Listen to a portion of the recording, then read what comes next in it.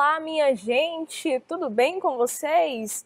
Olá, você de casa que nos acompanha por aqui. Eu sou a professora Débora Lívia e hoje daremos continuidade ao nosso conteúdo que foi iniciado na aula anterior, resolvendo questões, tá bom? Então, o conteúdo é frase, oração e período, ok? Hoje nós responderemos algumas questões do nosso livro didático, conforme foram orientadas pelos professores e também na plataforma, ok? Então vamos em frente. Antes de iniciarmos a resolução dos exercícios, nós recapitularemos, faremos um breve comentário acerca do que vimos na aula anterior. Como vocês perceberam, nós trabalhamos 3 conceitos muito importantes. Quais foram?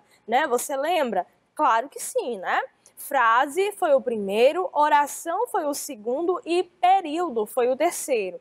Então, nós temos aqui um pequeno resumo, A frase, ela é todo enunciado que possui sentido completo, E aí nós temos essa classificação. A frase, ela pode ser nominal, quando ela não é formada, não possui nenhum verbo em sua constituição, tá? E aí eu disse a vocês que a frase, ela não necessariamente precisa apresentar um verbo para ser frase. Ela não precisa ser longa para ser frase, ela só precisa apresentar um sentido o quê? Completo, tá? Agora, quando nós temos verbo, quando ela é verbal, quando ela apresenta um verbo, nós já temos o quê? O segundo conceito, que é o conceito de oração. Então, a oração é toda frase que possui verbo.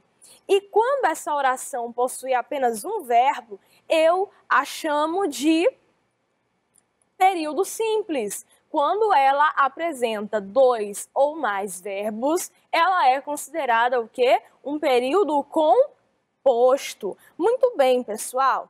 Dito isso, nós podemos iniciar a atividade do nosso livro, ok? Que está na página 234, ok? São as páginas 234 e 235. Você pode abrir, pode acompanhar comigo no seu livro ou mesmo aqui na tela, ok?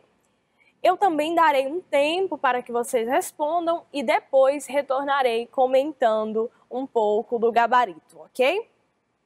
Bom, galerinha, então nós temos o seguinte: frase, oração e período.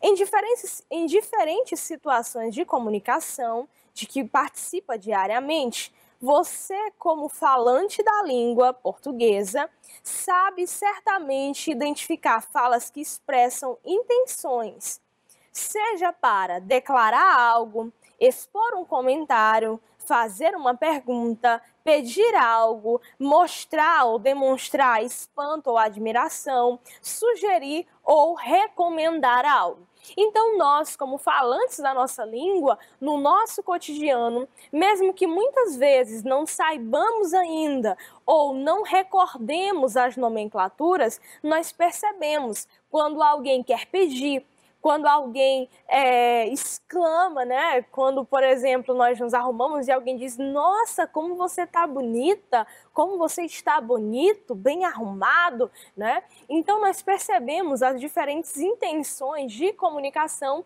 no nosso cotidiano, no nosso dia a dia, ok? Isso é normal, isso é natural, mas aí nós precisamos entender também o papel olha aí quem apareceu de novo, A situação de comunicação, para não repetir aquela palavrinha que a gente já conhece, que é o contexto, Nós precisamos identificar bem o que está acontecendo para que percebamos, qual é a intenção do outro ao dizer o que diz, Então, vamos à primeira questão.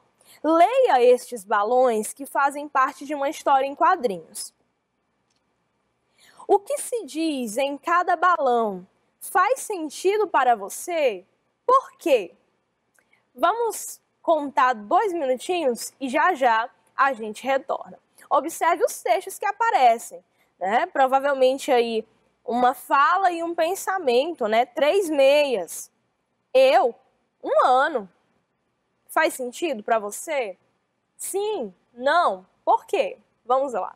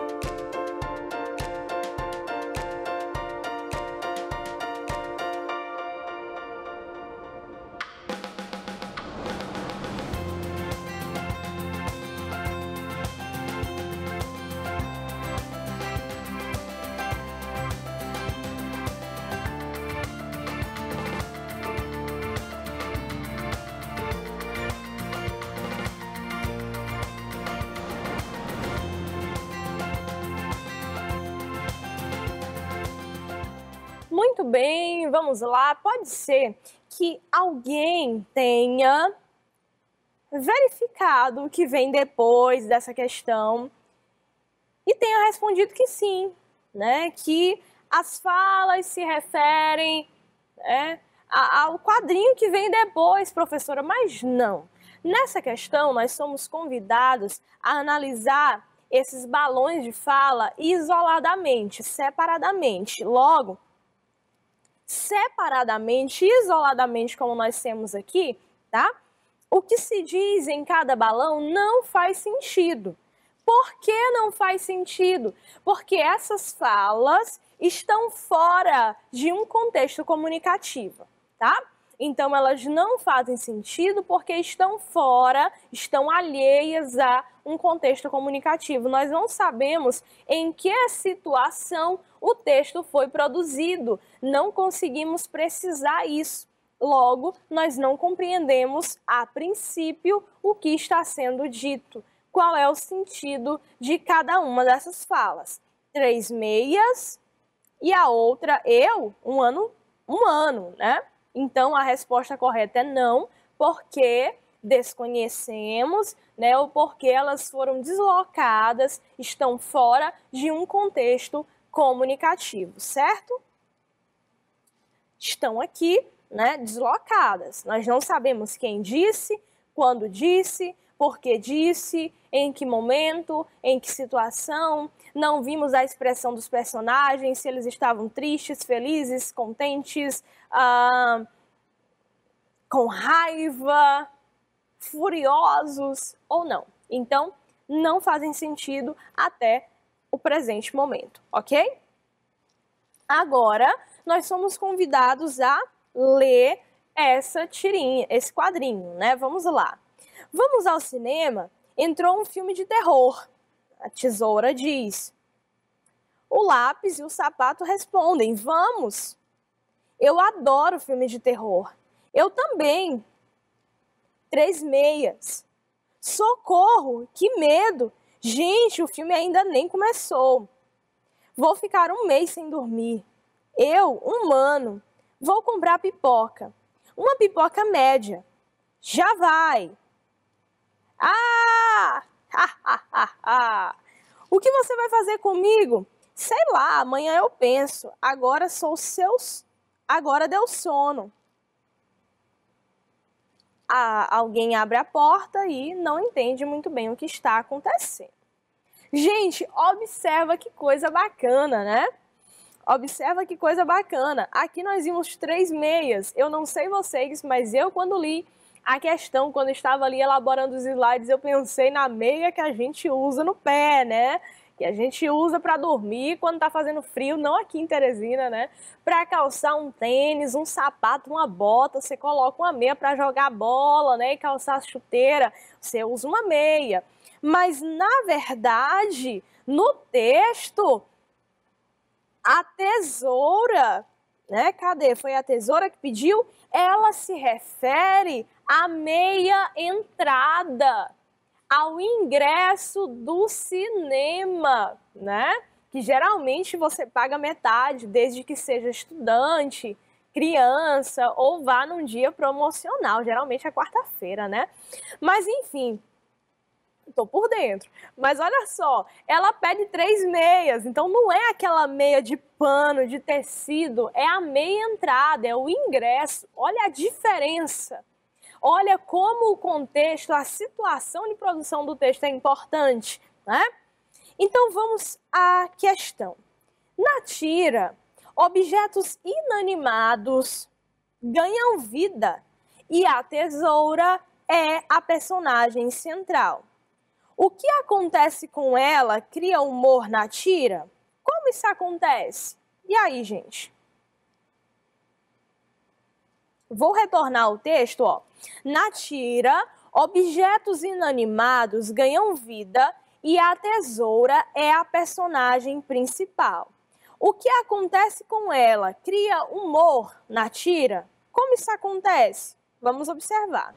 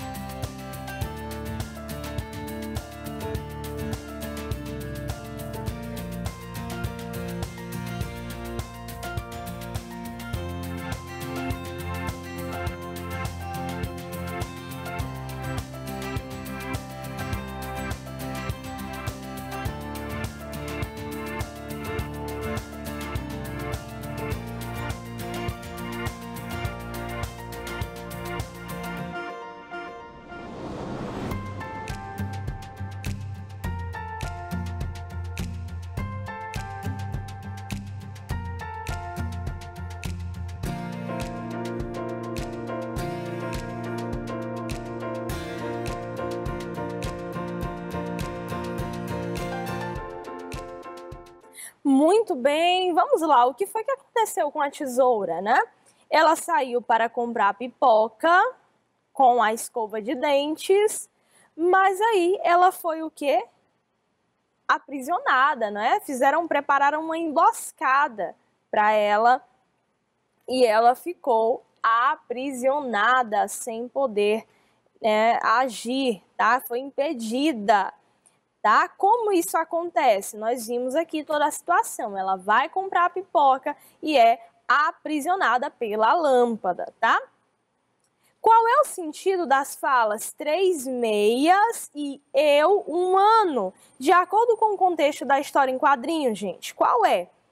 Vamos analisar. O 3 meias eu já até expliquei, mas e a outra frase do terceiro quadrinho aqui? Eu 1 ano, que foi dita ou pelo lápis ou pelo sapato. Pensem aí um minutinho e já já eu retorno para comentar e dizer se você acertou ou não, tá bom?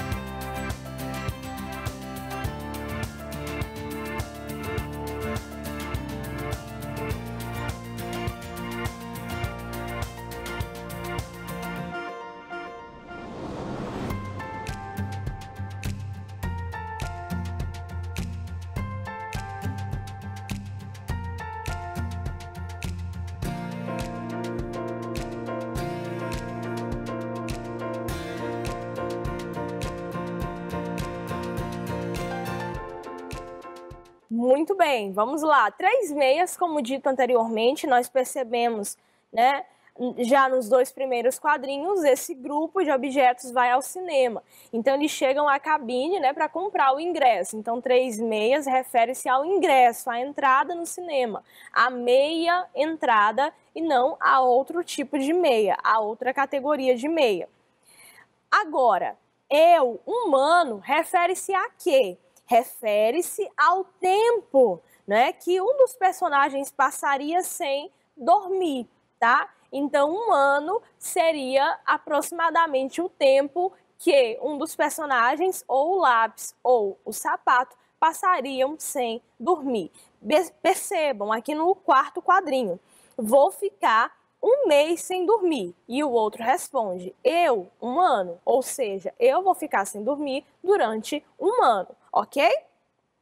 Letra C. Sem o contexto em que estão inseridas essas falas, seria possível entender a história? Explique sua resposta. O que você diria? 30 segundos para que você pense. Vamos lá, bem fácil essa questão.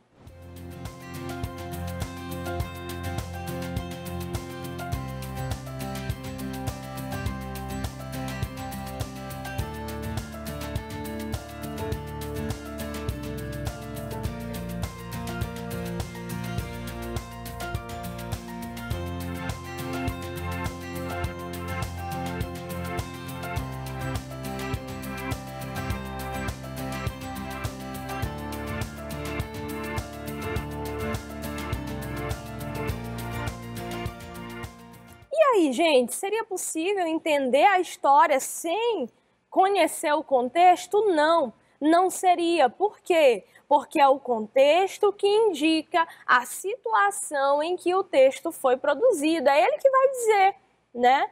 É o que está acontecendo. Então, se eu não tenho conhecimento do contexto, eu não consigo captar os sentidos da mensagem que está sendo dita ou escrita, ok? Vamos em frente? Temos mais uma questão do livro, terceira questão, já na página 235, né?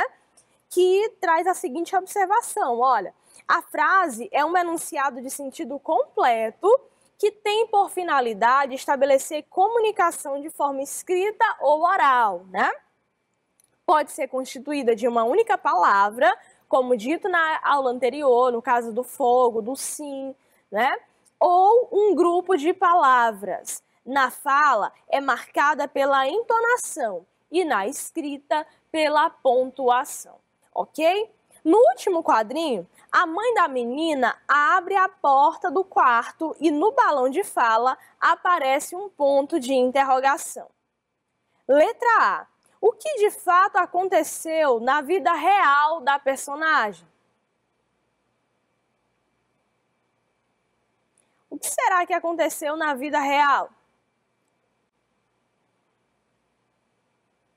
É provável que a mãe da menina tenha escutado algum barulho, por exemplo, ou que ela simplesmente tenha, já que objetos não têm vida, eles não se mexem, eles não falam, eles não conversam, esse cinema está no campo do imaginário, é provável que ela simplesmente tenha ido verificar se a filha já estava dormindo. Então, na vida real, o mais provável é que a mãe tenha ido até o quarto da filha verificar se ela já dormia, tá? O que o rosto da mãe expressa, né? O rosto dela aqui expressa o quê?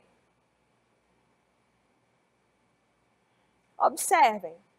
Dúvida, né? Uma certa dúvida, surpresa, mas especialmente dúvida.